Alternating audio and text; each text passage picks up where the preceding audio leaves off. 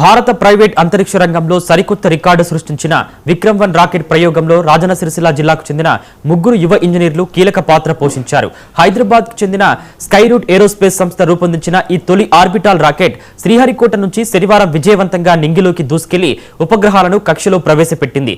ఈ చారిత్రాత్మక మిషన్లో సిరిసిల్లకు చెందిన ఒకే కుటుంబానికి చెందిన అడుప సంతోష్ కుమార్, అడుప కిరణ్, బొమ్మదేని నాగరాజు తమ సాంకేతిక నైపుణ్యాన్ని ప్రదర్శించారు. సంతోష్ కుమార్ అవియాన్సిక్ లీడ్గా, కిరణ్ సిఏడి డిజైనర్గా, నాగరాజు ఎలక్ట్రికల్ ఇంటిగ్రేషన్ ఇంజనీర్గా బాధ్యతలు నిర్వర్తించారు.